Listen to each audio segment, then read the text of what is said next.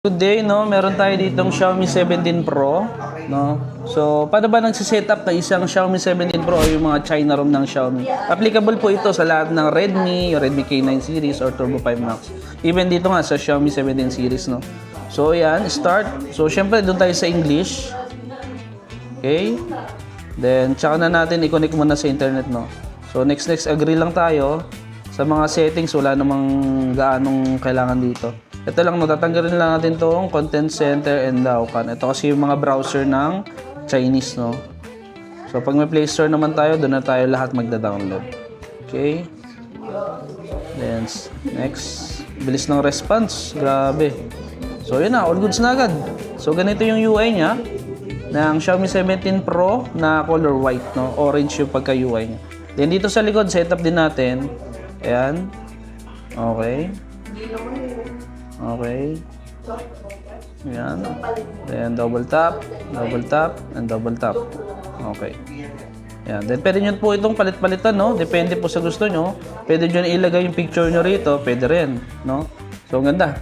Then, next, no?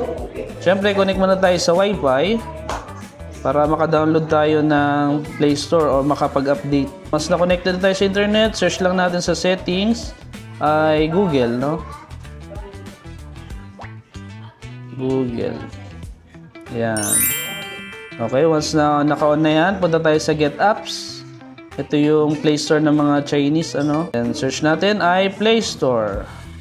Play Store. And then search. Ayun.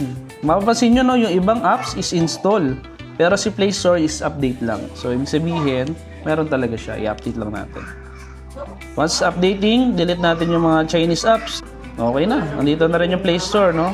So, pwede na mag-sign in. Sa camera, no? Pakita natin ano ba yung capability pagdating sa camera. Given na yung chipset nito, Snapdragon 8 Elite Gen 5 na siya, no? So, tingnan natin. So, sa capability ng camera nito, ayan. Ayan natin dito. Ayan, no? Up to 120 times siya, no? At the same time, no, pag nag-capture kayo dito, ina-enhance pa ni Xiaomi yung nagiging result. Kaya nagiging mas sharp pa siya, no? So, sa video naman, check na. Sa video, meron tayong up to 8K resolution na 30 FPS. Pero kung gusto nyo ng medyo, di lang medyo, action camera, kauna-unahan to even sa mga iPhone 17 series, naka 60 FPS lang ito, 120 FPS. Grabe to.